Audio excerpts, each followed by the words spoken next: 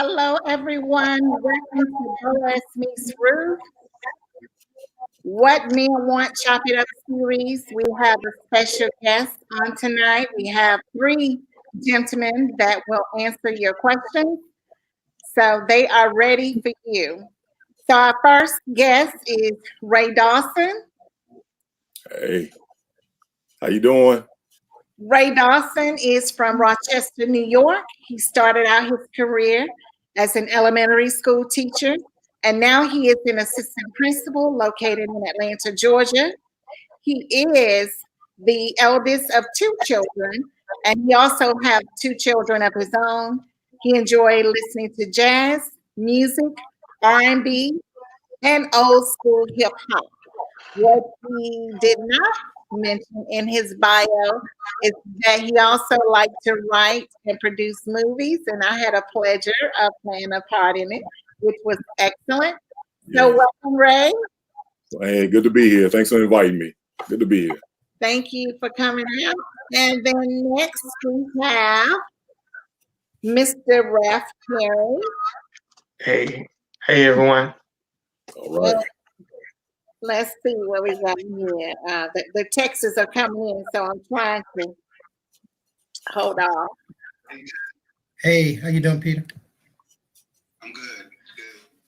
And you find your bio. I'm gonna come back to you. Hold on. Okay.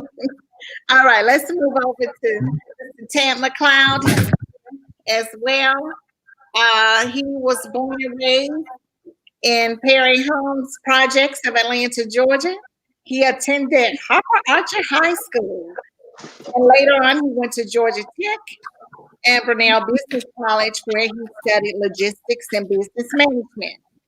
He started his career at Georgia Pacific, and then he started the CIO Music Group, which later No. CIO Entertainment as a booking manager. He grew up in the church and developed a love for gospel music, which led him to managing and booking local artists at that time.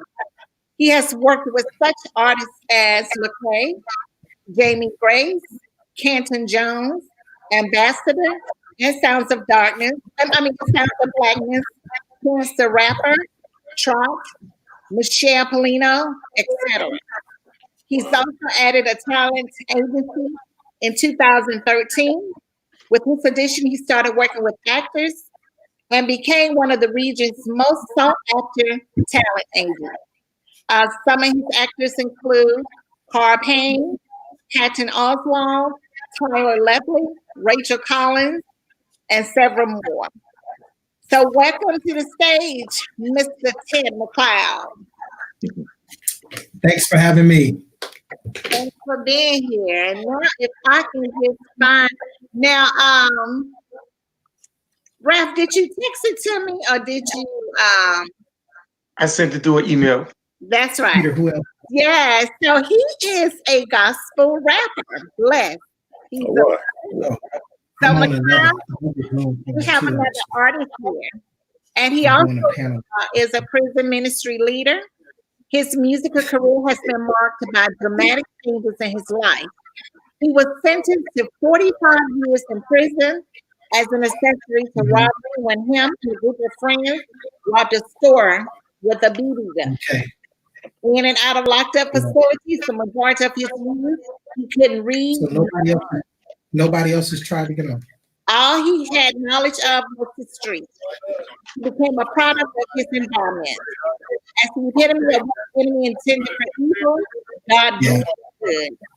In prison is where he gained a relationship with God, received a GED, Good. prayed, and ceased the use of drugs. So welcome to the stage. He has done quite a bit with music and was an ex-con. All I can do is listen to y'all pretty much, and I can't talk much. So this is great. So welcome to the Ted, if you could just mute your mic. I'm gonna mute it for you until you're ready to get back on, okay? Because there's a lot of backstage. So we're going to get started. I can see both of you all. Can everybody see? Well, now you can only see Mr. Rath. I'm going to take it off. And so now we can see everybody. I'm going to check the comments. So we don't have any comments right now. So I'm going to check my phone and see what we have.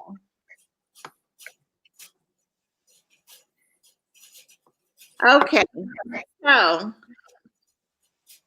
hold on here. Okay, so how has the pandemic, how has that been for you all?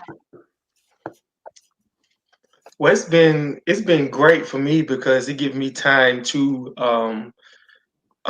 read more, study more, pray more. I have my own mentor youth business that I mentor kids with ADHD and behavior problems. So I got a chance to call some people that I couldn't get in touch with because a lot of people at home and not at work. So I got the chance and the opportunity to be able to discuss what I'm doing in my program and be able to do a lot of things that I didn't make time to do. So it's been really a blessing in disguise for all of this because I feel like me and God relationship has gotten better, and I've allowed myself to create things that I said I was going to create and start that I didn't have the opportunity, and now I have the time and the opportunity to do. Okay, that's good. And what about you, Mr. J? Yeah, I'm probably a little more rebellious about this whole thing, this pandemic. Um, be honest with you, I ain't really believing a whole lot of it. I feel like it's a bit controlling. Not so sure if it is what they say it is, but like Brother Perry said, just spend a lot of time doing some creative things, creative ideas, doing some reading, um, and just think about self improvement stuff. It's nice to not have to go into work physically and deal with that because it does leave time to do some other things, but that rebellious part of me says I'm not so sure if this is all that is cracked up to be. So that's kind of been my position. Okay. All right. And so let's go to Mr. Ted. I'm going to unmute you. How has it been? Brother Ted. Yes. Okay. For me, it's been pretty good. I've actually enjoyed the pandemic, really, because it's afforded me to make time to just work on different projects that I haven't had time to work on. Preferably, around my properties. I've just enjoyed spending time with myself. I mean, it for the first time in some time, I've been in spaces where I've been lonely. I've been alone, but not really lonely. So it's just afforded me to spend a whole lot of time by myself, time with God, time engaging family more, and doing a lot of soul searching too. So it's been a real blessing in disguise for me. Okay. Great. Okay. So we have a question. The question is, why do men hunt women down? And as soon as the woman opens herself up, they disappear. Can Why? you repeat that question? Yeah, say it again, please. Yes. Why is it that men will hunt a woman down? And as soon as that woman opens herself up, they disappear. Why is that? Mm, Good wow. question. Good question. Um, I would like to respond to that. I think when it comes to men, we are hunters. We like to chase. We like to pursue, and sometimes a woman can open up too quickly.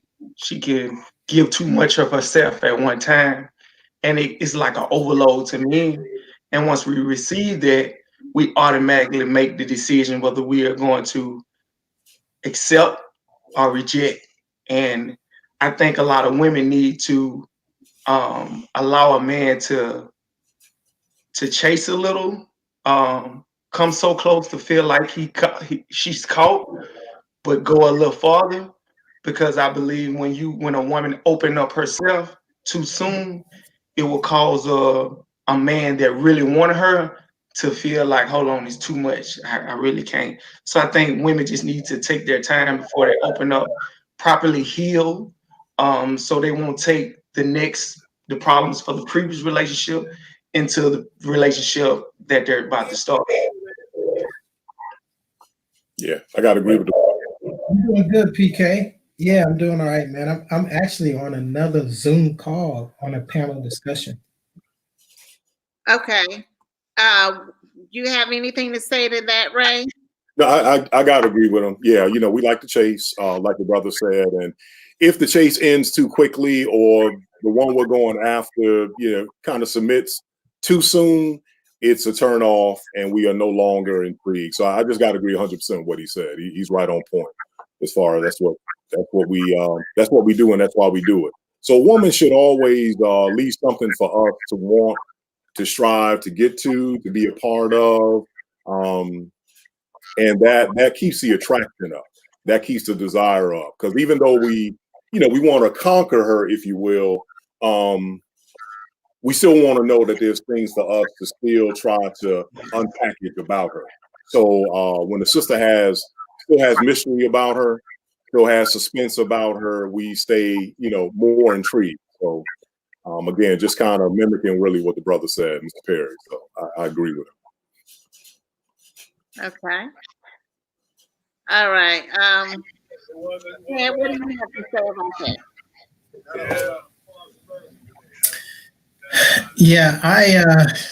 Yeah, repeat that question again, please.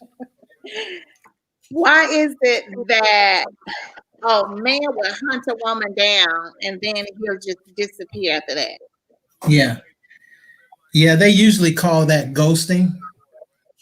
And I think one of the reasons that happens is men, we usually get disinterested in the person for whatever reason. Things didn't work out the way we anticipate. And as a result, what men tend to do is, and I think it's not always right, but instead of hurting the person's feelings, or sometimes a man may feel that you don't want to really approach the woman and tell her straight up, which should be the case, that look, I'm no longer interested in you, and I'm just gonna, we're gonna leave this alone. I think it's easier for people in general to just disappear when things aren't really, when you're disinterested in a person. I think it's so easy to just go away and not get in touch with them and just disappear. And I've heard that people do it for several different reasons. But one reason for sure is that they really just don't want to man up and come straight out and tell a woman that this is not quite what I'm looking for. And for whatever reason, we became bored or we became disinterested in the person. So when you say disinterested in the person, does that mean it was something about them that turned you off, or what? It could have been a characteristic flaw that we saw that was a turnoff. It could have been anything, but usually in a case like that, it could be anything from a woman being too boisterous, or we figured out that we don't like the way she handle people, she deal with people. Maybe she don't have a caring attitude. Maybe one of the things that we're seeking is for her to just be genuine, and just be genuine and honest about everything. Okay. Maybe we've caught her in a lie. Maybe we've caught her in like a half truth or something. Something like that, I think, can turn a guy off big time, to the point where it's like, I don't see myself with this person long term. Okay. Yeah. All right. So let's see what else we have.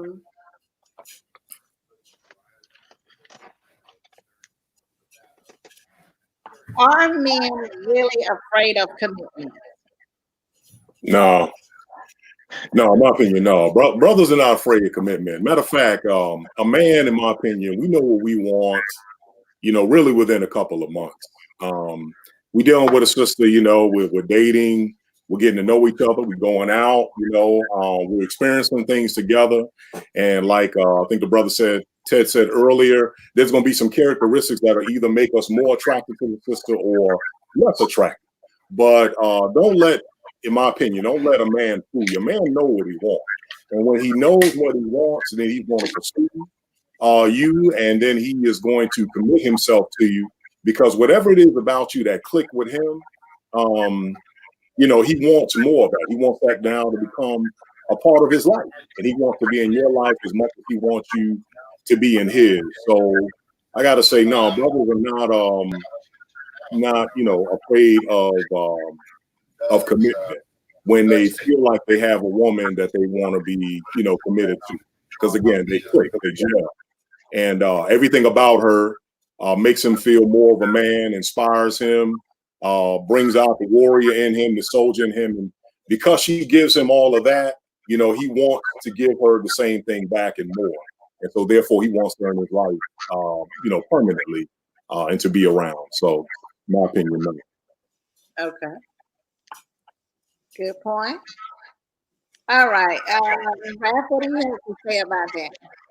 Well, I think that a man, it's two different things from a boy and a man. Now a man can have a boy-like mentality. He can act like a boy, think like a boy. But when Bob said, when I become a man, I put away my childish things. And once you become a man, like Mr. Dawson said, like, you know what you want, you know where you know where you're going, you know how you're gonna get there. And it's about finding the right person, the one that you don't mind texting, calling, spending time with, being loyal and faithful with. I think a lot of people get into relationships because they look good, and is what the people want. Is what is the traditional thing to find someone to build that. But then when they get in a relationship, they see how hard it is, how much work you have to put in, how much sacrifice that you have, and they like, whoa. And when it comes to men, I think that what happened is when we commit ourselves, we find ourselves giving more, and then we see something. We always listening, learning, and observing. And when we see something, it allows us to pull back a little bit mentally. And then we already know that whatever you think will become your feelings, and your feelings will become your behavior. And that's how men these days sometimes operate when it comes to commitment, is because of the lack of support. And we see things, and that we don't bring it to a head. And what we do is we allow it to happen and happen, and then we mentally check out. Physically we there, but mentally we're not. Okay. So one of the questions is, why do you think women have to give men ultimatums before they finally commit? Why is that? Ted, you want to address that one?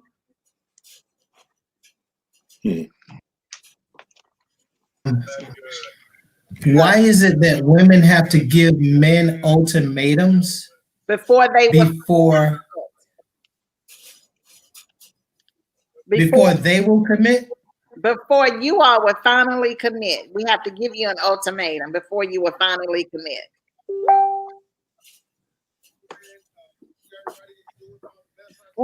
I don't know. I don't think that's the case in most cases.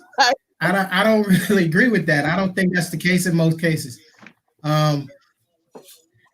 Anytime it's a woman is giving a guy ultimatum, I feel like, and he's not quite ready to commit, I think that it's kind of being force fed. It's being forced. And relationships should be organic, where they kind of flow smooth and it don't feel forced. But that could be a lot of pressure for a man. You know what I mean? Ultimatums, I know personally I don't do well with ultimatums myself. Yeah, I don't do well with if you're telling me it's either this or that, yay or nay, then chances are I may be telling you, hey, I'll see you later because I can't roll like that. I have to, my heart has to be in it. And I can't feel forced. I can't feel that I'm doing this because you want me to do it. No, I want to love you because I love you, because I feel led to pursue you and to be with you. All right. So there's yeah. If you have to give guys ultimatums and then they choose to be with you, I think they're being with you for the wrong reason, to be honest. That's just my thought. Okay. Now I have a question. How do you feel about gender-based chores? Hmm. Who want to answer that? Ray, you want to take that one? Yeah. I don't think anything's wrong with gender-based chores. If me and my significant other, the sister I'm with, my lady, if we are in the bed, it's 2 o'clock in the morning, and there is a noise downstairs, I don't expect her to get out of the bed and go check it out while I stay and wait and see what she found out. As a man, my role is to protect her as well as my family, and so I need to step up to that role. I need to be what I'm naturally made to be. I'm there to protect. I don't expect my sister to actually be out there with me doing the yard or some of the things that we say are manly things. Now, don't get me wrong. She's always welcome to help if that's what she likes doing and things like that. But I'm there to take care, of I guess, the physical aspects of a home, of a family, and so forth. And I would hope I got a sister that likes to cook. I would hope I got a sister that likes to clean. I would hope I got a sister that likes doing, I guess, the traditional female duties without feeling like, she's, overly submissive or she's something less. Because in a relationship, both of you have responsibility. That's what makes it work. One person can't do everything. One person shouldn't be expected to do everything. There should be a balance because that makes it easier for both of you and the family. Now, if you're in a relationship and your lady just happens to like to do the yard, she just wants to cut the grass, that's what she likes doing, then okay, that's what you like doing. Maybe you are the one, you like cooking because that's what you enjoy doing. Okay, so you both have an understanding. But the thing is that you both have roles and responsibilities in a relationship. And so let those be, let those happen. Because I think when one person does too much, it'll cause resentment in the other one. So now I think nothing's wrong with gender roles. I think that's a good thing. And unfortunately, I feel like we've kind of gotten away from that and got some confusion into it. So that's my 2 cents on that. Okay. Anybody else want to comment on that one? Did Ray pretty much sum it up for everybody? Perfect. All right. So the next question is, what are some obvious non-marriage material characteristics?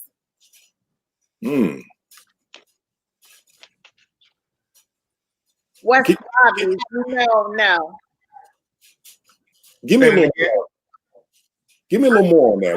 What are like some things that are just like unacceptable, like non-negotiables, I guess. So what is it? I mean, is it a woman with 3 or 4 kids? And I mean, or is it I like to tackle that. Education? Tackle that. Who can tackle it? You want to tackle that one, Ted? Yeah. Okay, let's go. Yeah, let me tackle that one quick. Some non-negotiables. I mean, it's what most guys look for. We definitely want somebody that's that has a heart of just genuineness. Somebody that's very, very loyal. We're big into loyalty. We want to know that you are somebody that's willing to get in that foxhole with us and be there during good times and tough times. We have to feel that, you know, you're with us. Um, Definitely somebody that's honest. Um, you know, another non-negotiable for us would be, I think, just somebody that is that is not quite sure of who she is. You know, like if a woman kind of lacks confidence and don't quite know who she is, and she's still trying to find herself, you know, it's not a whole lot a woman like that can do for a man that is progressive, that's kingdom minded, that's, you know, trying to do something in life. If you're just straight up so insecure, it's a real turnoff. You know what I mean? It's So, a non-negotiable for me. okay, Big time. so confidence is everything. You like a Oh woman that's yeah, confident, right? yeah, that's very attractive. Okay. All right. And what about for you, Ray? My non-negotiable is the sister has to be comfortable being a sister. She has to be comfortable being the woman, being Saul, not there to control, not there to be the man or be a man, not desire to have a man that she can control and run. She has to be comfortable being a woman. She has to be comfortable with, you know, trusting her man to make some decisions that may not always involve a total agreement between both of us, because sometimes that happens in relationships. You know, sometimes a decision got to be made, and that decision is it. So she got to be comfortable being submissive. If she's too controlling, that is definitely a non-negotiable. At least with somebody like myself. You know, you're an alpha male, and that's what it is. That's what it is. All right. What about you, Raph? What do you have to say about that? Well, I'm a type of man. I'm big on communication. I feel like once we're in a relationship, um, communication, God is the foundation. He's the cornerstone of everything that we do. But communication is so important to me, and it has always been one of my deal breakers. And I'm not talking about communicate your feelings, how you feel about something, but I'm us being on the same page, us being a you being a team player with me, we in it together, and not what's mine is yours and what's yours is yours. So I think um non-negotiable poor communication. You know, I feel like we gotta be on the same page. We on the same we two people with the same mission, but we also have to have the same vision. We don't always have to agree, but we can talk about it. Spend less time thinking about what, why, how, and what if, and start thinking about what's next. You know, and sometimes communication can be hard for some people because they so busy keeping stuff in, or trying to please someone else and put on, something like that. Though. But I think that communication has always been a deal breaker for me. I cannot get involved with a woman that do not know how to communicate. I really can't. Okay. So you always got to be confident, you got to be submissive, and you got to be able to communicate, basically. Okay. All right. So let's see. So I guess it's the same as what is marriage material characteristics. So, all right.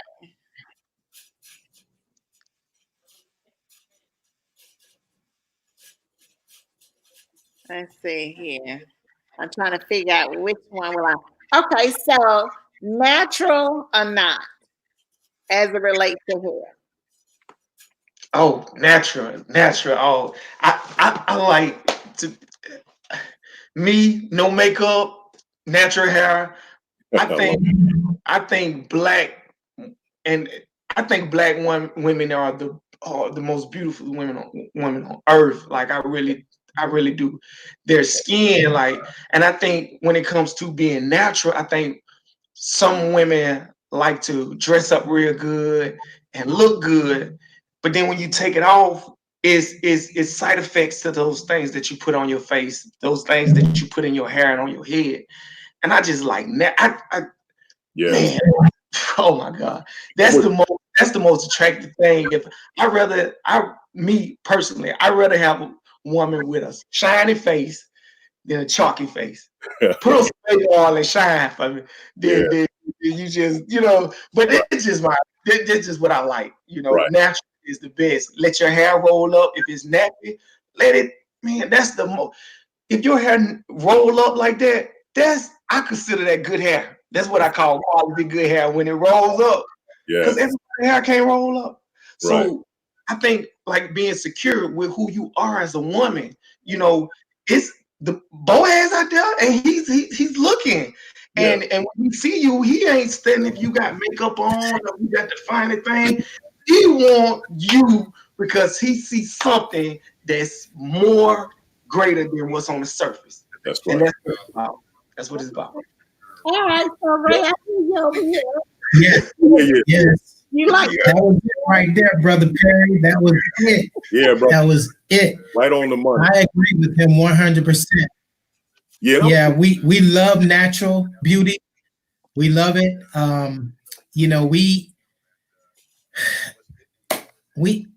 It's okay to have a touch of makeup on here or there, but for the most part, let your natural features shine. We're okay with your natural hair. We really are. We're okay with your natural eyelashes. We want to see you during the course of the day Right. closer to how you woke up next to us, somewhat close. right? We don't want to see a complete drastic change. Yeah. So I really agree with what Brother Perry said about that. That's right. 100%. Okay. And yeah. And I got to say this too, Jan. I almost want to apologize to our sisters because, as they flash up the Kardashians and some, other women that are non-black and their hair is being the good hair, I'm assuming many of our sisters, feeling like that's what's attractive to us because unfortunately, a lot of our brothers choose the wrong woman. They don't choose our own women, black women, I'm talking about. We don't choose our own women. So our women, I believe, sometimes just try to mimic and create that look that's more Eurocentric in their appearance with, the straight hair and the curly straight hair and all those things from there. Because what they are naturally, I guess we're making them feel like that's not good enough. That's not what they want. And of course, our women want to be attractive to men.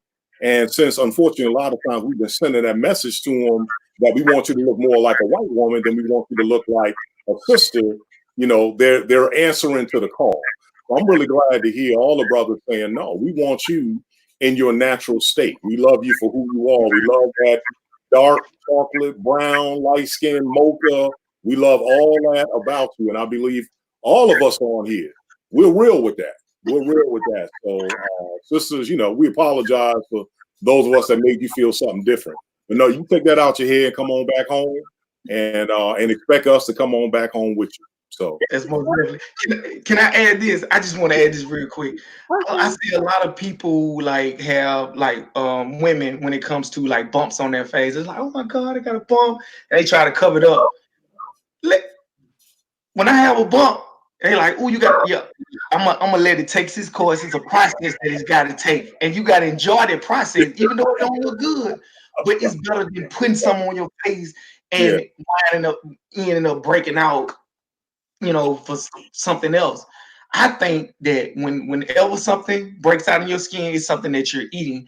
But regardless of that, allow it. Put something on it. It's cool. You go out to the store, you got a bump on your face. It's okay. It's just gonna last a minute and keep moving. You don't have to cover it up with anything but your beauty.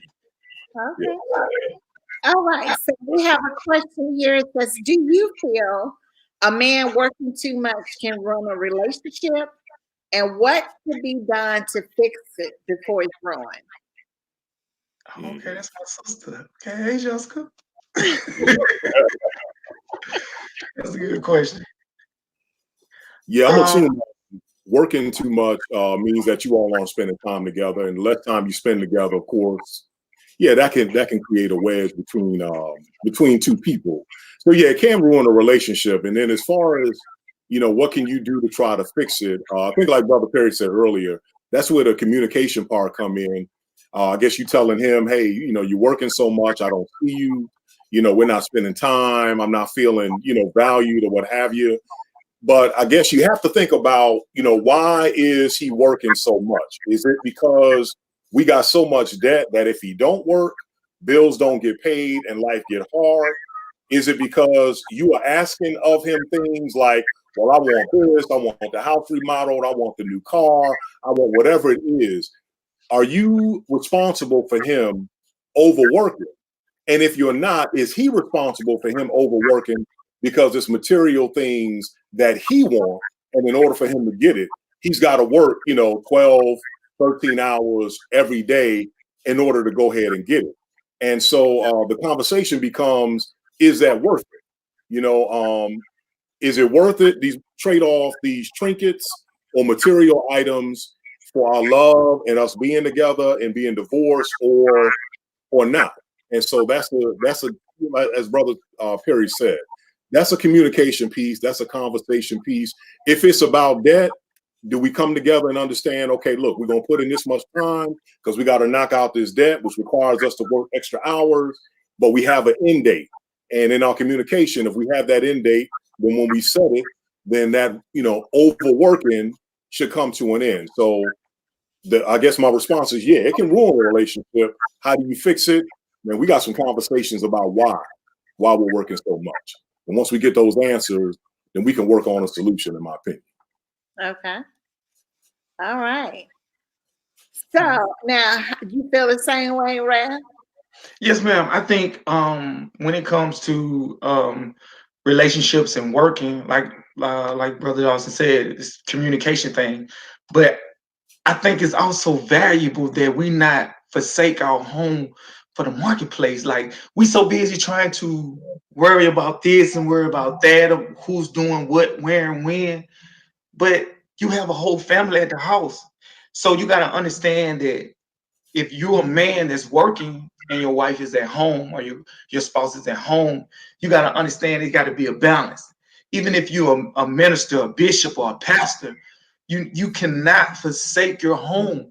God understand, God knows what's more important. But I think when it comes to a lot of men in high places and in bishop status, pastor status, they so focused on the kingdom, which is good. It's good.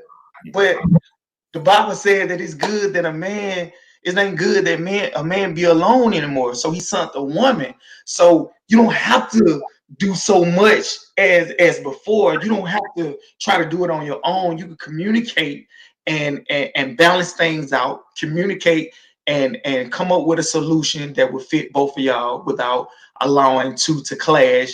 And now your marriage is at jeopardy, Okay. All right. So after a relationship, do you think it's possible to just be friends? Wow. Well, I'm actually going through that now. Wow. Well, I think it's very possible. Now, I was in a relationship for a couple of years. I was engaged to a beautiful woman, good woman, virtuous woman. I have nothing bad to say about her. I think it was the right time. We wasn't in the right season. And I know sometimes in seasons if you're in the wrong seasons, you can mess up things. But through the grace of God, we still communicate. We still root for each other. We don't talk as much. We don't go out and do things as much, but she's still a vital part of my life. She actually like my mentor beyond my mentoring. When I go and about to type something, I send it to her. What you think about this? And I think it's important if the relationship is not toxic, that friendship should be set in place, because you never know what God has for you. Would I go back to that relationship? I don't know. Whatever God has for me, I want it. But you must establish a friendship just in case that's the place God wants you at, and you don't burn bridges by creating something that's not in the will of God. So I think it's important. I think going forward that people don't talk bad about each other, even if you have something bad to say about that person. Keep it to yourself. Don't talk to your friends about your business. I recommend if you have a pastor or have someone that's older, but I think friendship is very important moving forward out of a relationship that you've been in for quite some time. Okay. What about you? Yeah, I've been married and divorced. The divorce initially was not good. It was ugly. The child involved, so you can imagine the tug of war with custody of the child and so forth. So when that relationship ended, we Wait, definitely. Harold, you said that's all he gets, 7 minutes? He should get 7 minutes a day? What? Okay, I had to mute him. All right. Yeah, we weren't friends at all. We were business, but we weren't friends. So I think it's a lot of times about how it ends, why it ends, would determine whether or not a friendship can be established. And sometimes, even at the end of it, if you don't leave that situation as friends, sometimes life can spin things your way, and something may bring you together, whatever that may be, and a friendship could possibly evolve from that with some healing, with some forgiveness, and all that with time.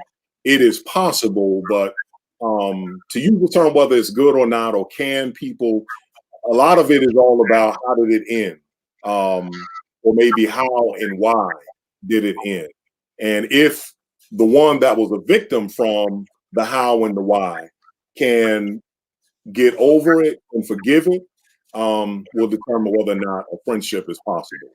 So sometimes now friendship ain't possible, and then sometimes, as Brother Perry said, it is. Again, depending on the how and the why it ended. Okay. All right. So we have another question here. The question is credit. Mm. How does credit play a part? Someone's credit. Yeah. You want to start, Brother Perry?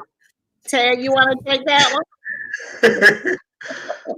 I sure will. I need you to repeat that one for me. Okay, Ted, we'll take you. Jan, what'd you say again? Does credit matter? Would you date a woman with bad credit or little credit? Ted? Yeah, that's a good question, Jan. Very good question. That's an important topic of discussion for sure. And it just depends on how bad her credit is. But yes, I would date somebody that has bad credit, but she's managing it and she's working on getting it better. She's got a plan. But if not, then that could be a stumbling block if she don't have a plan. Okay. Yeah, that's just my take on it. Okay. Now, what do you say, Ray? Yeah, my answer is I would definitely date a sister with bad credit, because I married one with terrible credit.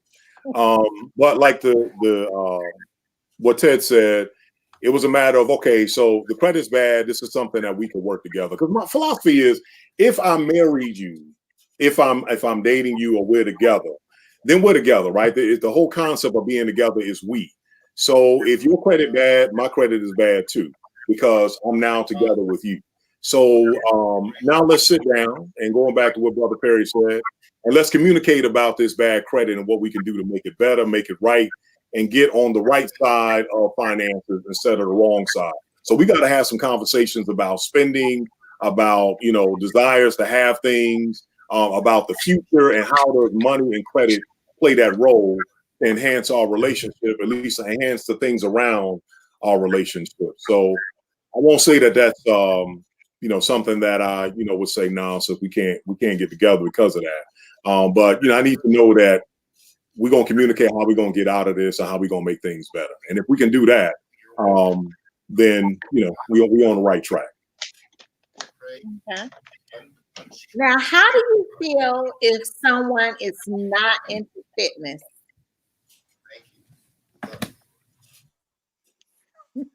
Meaning like have a lot of weight on them and ain't trying to and not trying to do anything to. Just don't care about health and just do whatever.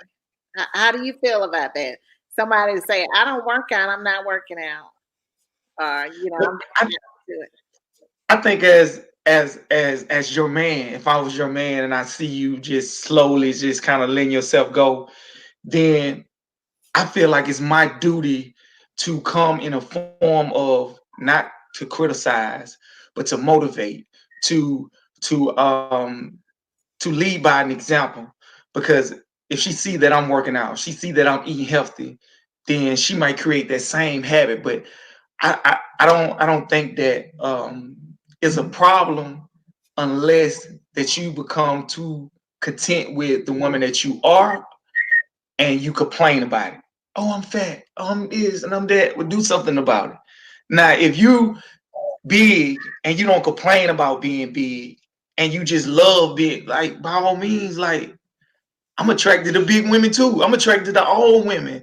It's not about what a woman look on the outside, but I think that a woman needs to feel better for themselves, look better for themselves, and they got to do it for the right reasons and not just to be doing it just to please another man or just to be doing it just to please everybody around them. And that's just my take on it.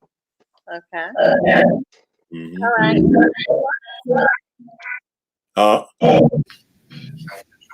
You want to say something, right? Yeah, sisters, got to be frank. Men are physical beings. We like to look at women, whether no matter what size they are. Just remember, brothers, we are physical beings. What our initial attraction usually is to you is how you look, whether it's in the face, the body, both together. That All is right, fellas. initial attraction. Amen. Oh, so if you begin to let yourself go, and now you become unattractive to us, it will make our eyes begin to wander more than it should. Now, don't get me don't confuse me with this. When a sister becomes pregnant, we conceive, and you put on weight. That's different. There's love there. That's our child. We understand that, and so forth. After that, though, we don't expect for you to just totally just let it go, because again, our attraction can start to be recanted now, and we lose that attraction that we once had to you.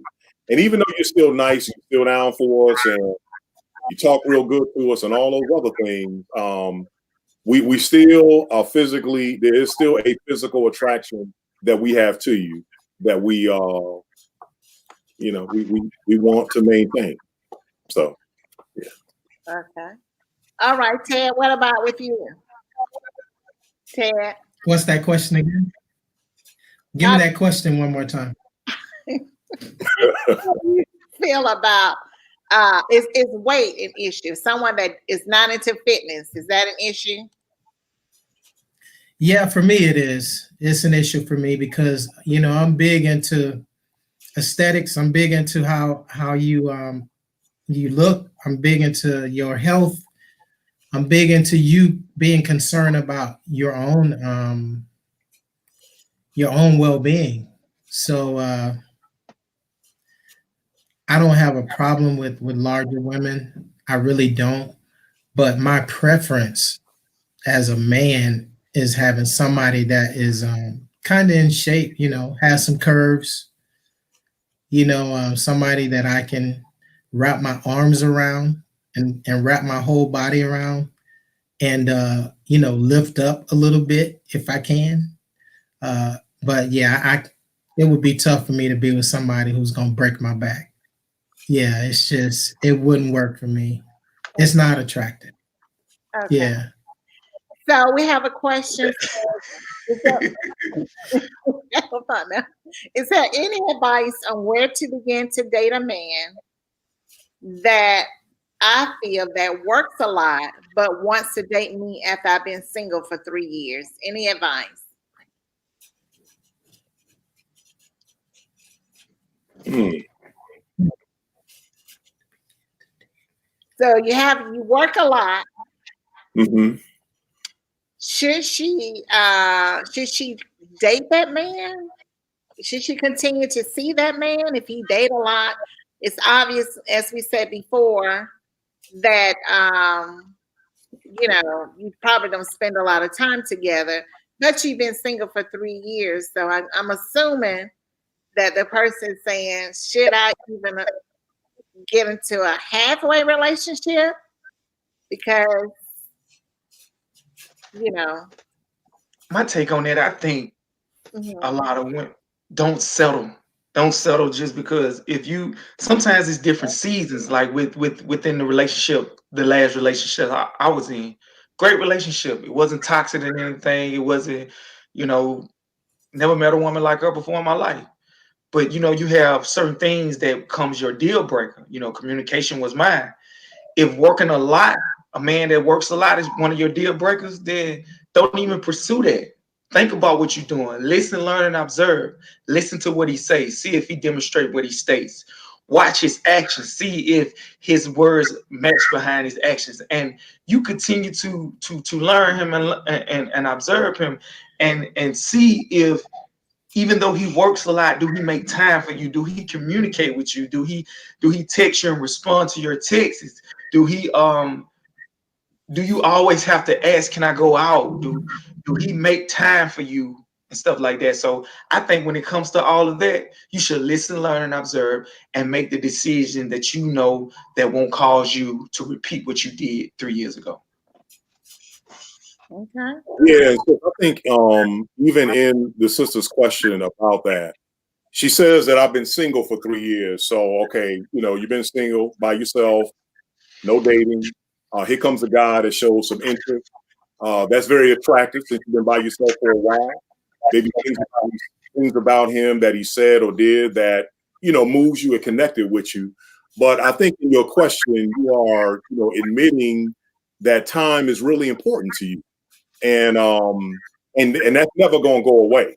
So even if you allowed yourself to cave into your emotion of single for a long time, God, this guy is really nice. I'm attracted to him, even though he works a lot. It's going to be a temporary situation because you're going to come, in my opinion, right back to the thing that bothers you, and that is you don't spend enough time together because you always working.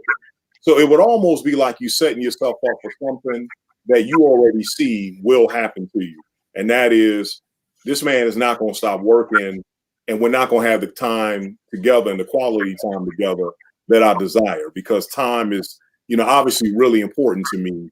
And I see that that's not something that I might get out of this relationship. So, I really want to say, nah, I would leave that alone. Unless you were, dating multiple people, then, his working a lot isn't a big deal because, there's other people to get together and do things with. Okay. So how do you feel Okay. about long distance relationships? Yeah, I've been in several of those, but for selfish reasons. And the selfish reasons was I didn't want nobody that I could see every day, that I had to be responsible to every day, that I had to talk to every day. It couldn't pop up on me. So I did it for selfish reasons. But a long distance relationship, it can work if you have an end in mind. For example, the sister lives in California, but she's moving to Atlanta in 6 months, 9 months. Yeah. But human beings are meant to spend time together, especially in relationships. That gets difficult. It gets expensive. It gets old if there is no end date and y'all coming together in the same place, same city, and so forth. So that's Okay. my take on that. All right, Ted, what's your comment on that? Long distance relationships are okay. I believe they're okay. It's just that they are tough. They are real tough. There has to be a whole lot of communication. Has to be two people on the same page about where they're going. I think there also needs to be a, uh,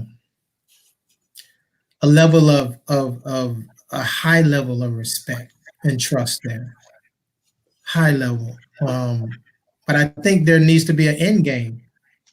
I really do, and I think those tough conversations need to be had as it relates to you guys coming together permanently. So I think they can work, but they're not for everybody, and they are tough. But you've got to be willing to, pay the price. Yeah, that's my take. Okay. So what do you have to say about that, Ralph? I think it just depends on what level you are mentally, because that's where it's at. We be wanting people who we can see, touch, hold, spend time with. We get lonely, and sometimes you get tired, and temptation comes. The enemy comes in forms of ways to knock you off your square. So it just depends. Is you strong enough to handle a long distance relationship?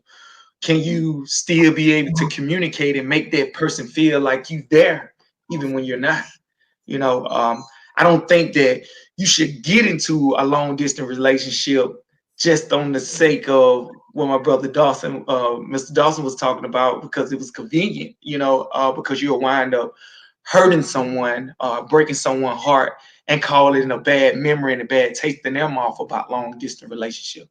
So I think, like I said, I think it depends on your level of maturity, where you at in life, where you're going. Because sometimes we need a long distance relationship because the things that's around us is not what we're looking for. Sometimes we got to go outside of the box. So it just depends on where you at mentally.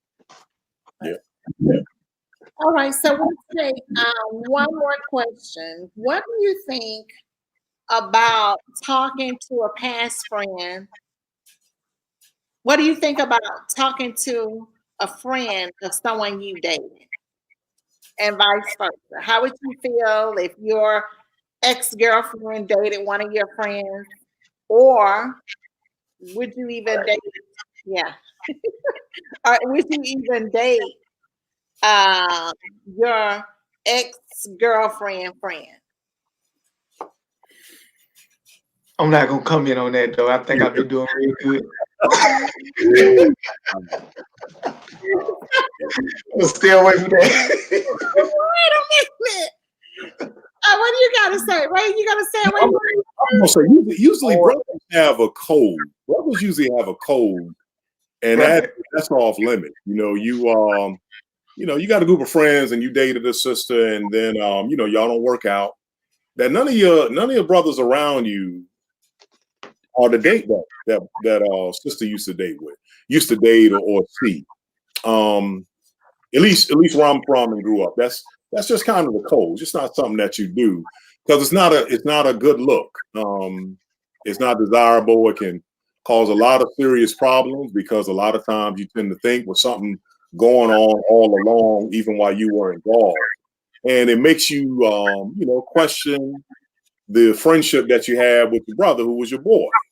Like, is this what it's about? It creates distrust, and that's just not a good thing. And the same way, the sister that you dated, y'all don't work out. She had this girlfriend that she always hung out with. Of course, y'all hung out, you got to know her, and then you go and date her.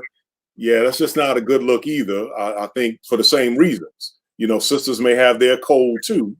And that can be really, really messy. And I think it says a lot about us if we do that. What kind of person we are and what we might have been, doing or scheming all along. So, yeah. All right. All right. So, what do you say, Ted? You want to address it? Raph say he don't want to.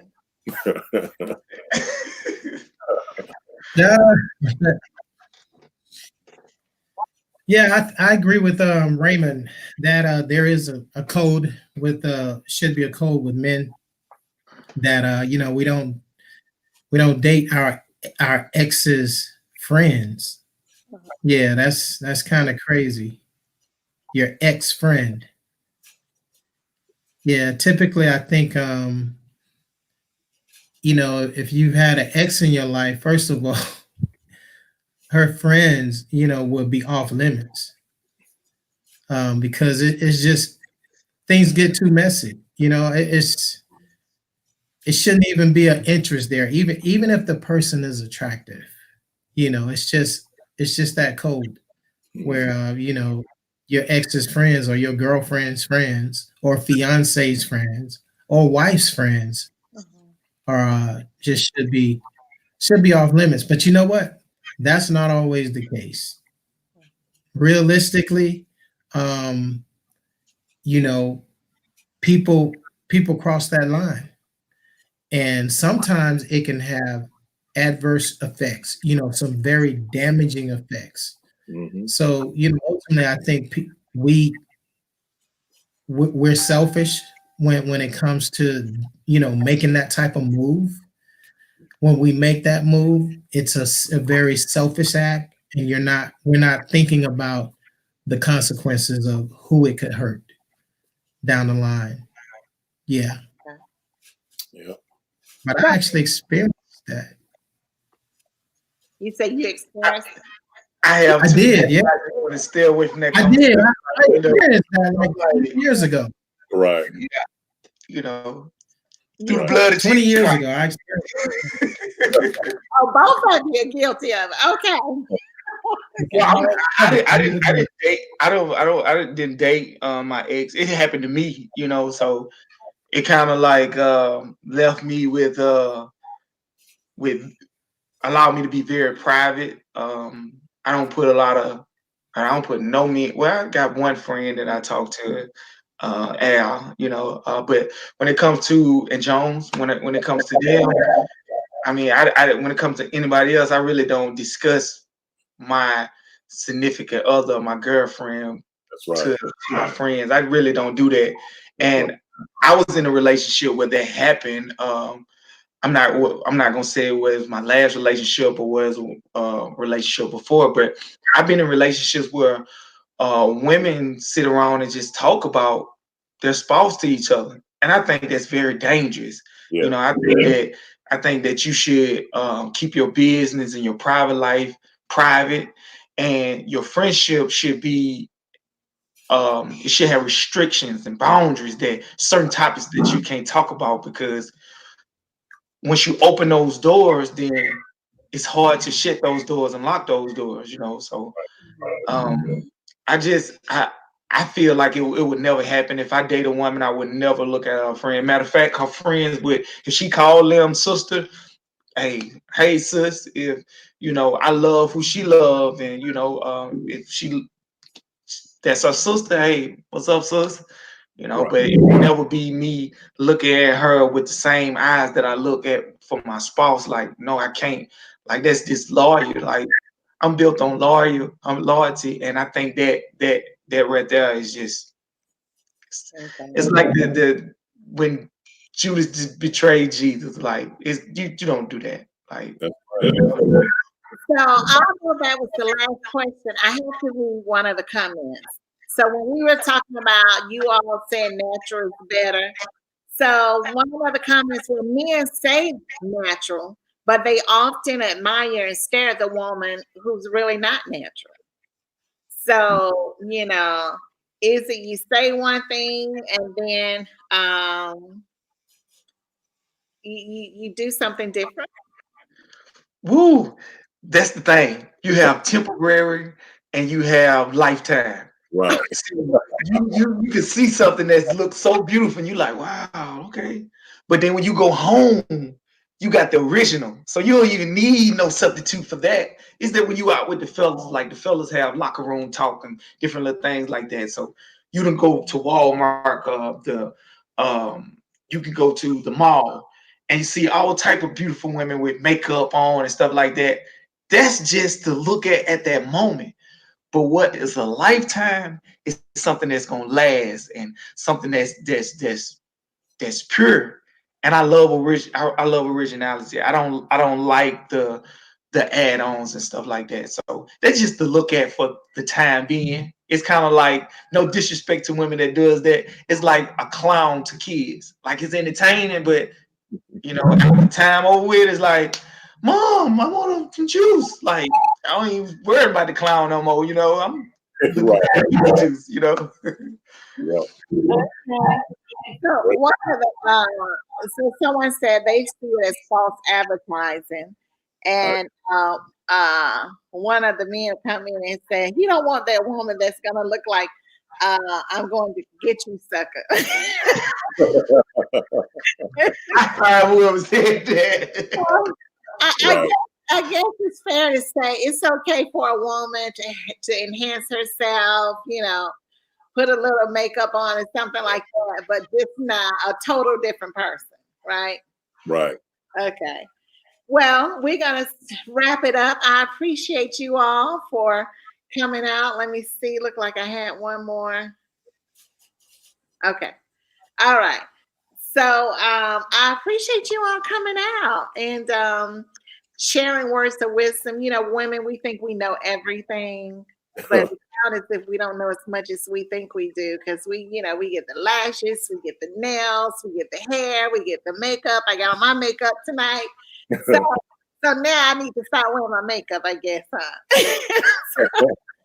I mean, a guy's like it's different. It's different things that men like. That the foundation of it. I love original. Like, so the foundation is the original. So you can never go bad or poor with the original. Because that's it's pure. So whether you put makeup on Yeah. or not, long as you know you're beautiful with all of the add-ons, without all that stuff, that's all that matters. Because once you realize that you're beautiful without it, you'll stop wearing it so much to a point that you won't even wear it at all. So makeup is okay to enhance, but not to cover up. That's right. Perfect word. You couldn't say it any better. Beautiful. Right. Beautiful. All right. That's it right there, Dan. That's it. I got it. Yep. To be you. You still want to recognize me with or without it, right? Mhm. Yeah, Yes. That's right. Yeah. I've seen some women that had on makeup, and then when they took it off, it's like, Yeah. Right. Right. Whoa. like I bet you, you the same person. Yeah. Right. That scale man away. You want to run a man away? That'll do it. Mhm. All right. That'll do it. Thanks again for coming out. I really do appreciate it. I hope that someone said we need a part 2. So the What Men Want Chop It Up series is something that I do not every week. Gleaning the Harvest is something that I do with singles on how to cope during the pandemic, because it's going to be a lonely time. So I have special guests every week.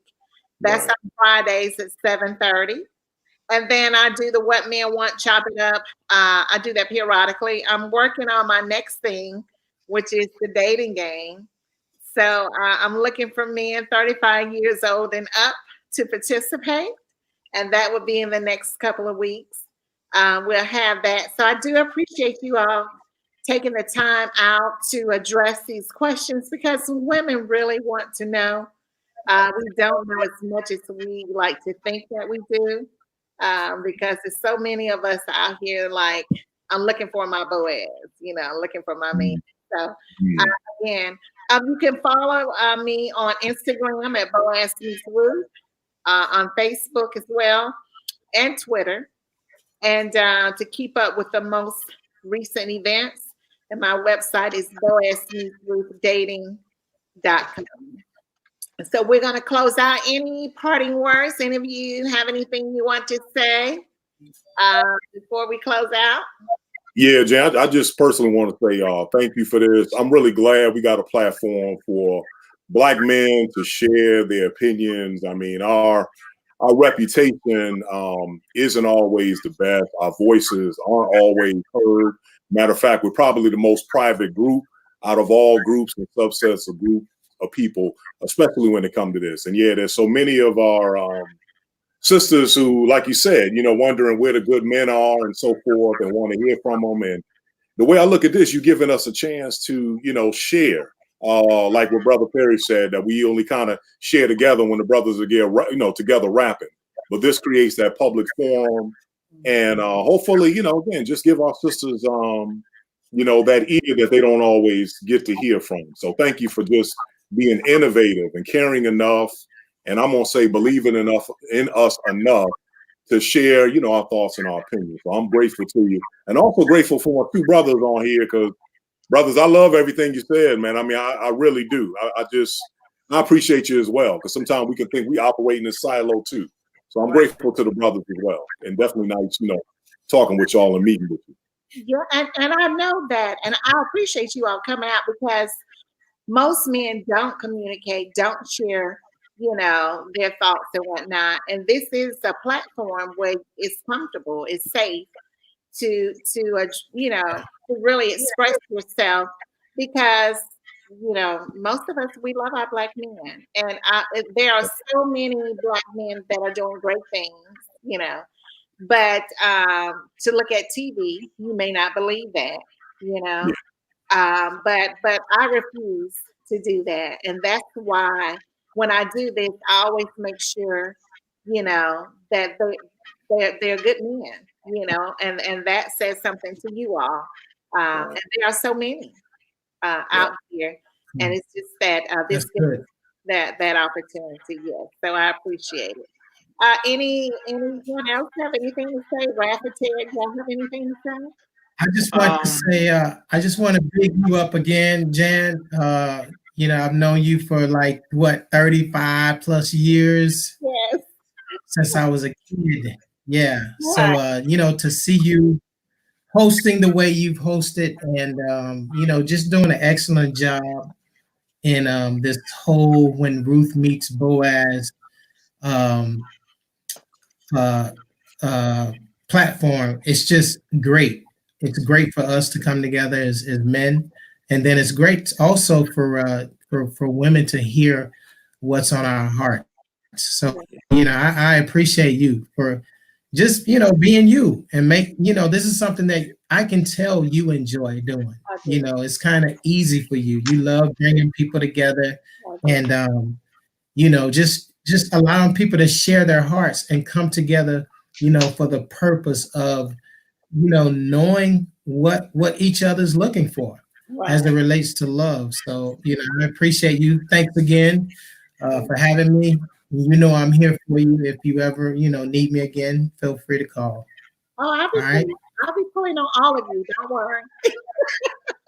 Brad, got anything you want to say before we close out? Yes, ma'am. Those that want to follow me, my music, my movement, you can reach out to me at Ralph Perry through Facebook. You can reach out to through Instagram, Keeping Up with Blessed. A lot of my music on there. You can go on YouTube to listen to my gospel trap music. I'm here to encourage, to save as many people as I possibly can. That's my purpose. That's my mission. And every day is about doing greater things for God. My last thing that I can leave a woman that's watching: love yourself. Don't settle. If a man don't want to be with you, it's because God don't want him to be with you. God, that's not where He wants you at. So thank God for trial and error mistakes that you see of someone do you wrong or lied to you. Thank God for that, because you could have waited until you was pregnant, when you got married, and then you feel like you'd invested so much. So God loved you so much that He want just some of your time. So like in Adam and God before the woman came, and it's not a gender thing, because Adam can be a woman or a man, but at the time when God and Adam was together, before the woman even came, it was just her. It was just him and God. So allow yourself to be at that point where it's just you and God. And at that time, when you and God develop a relationship, it will be at that moment that He see that it's not good for you to be alone, and He will send, "You'll help me. You'll help me." So, I love you all. I love you guys, and thank you. I'm honored to be a part of this platform, and this is up here for me. Thank you. I'm so honored. That's right. And I pray that everyone got something out of it. If it was just a small nugget. I hope that you all get something out of it. And I also pray that everybody find their Boaz or their Ruth and find peace and love with yourself as well. So we're going to end it until next time, and we will talk with you all later. Bye bye. All right. Take care now. All right.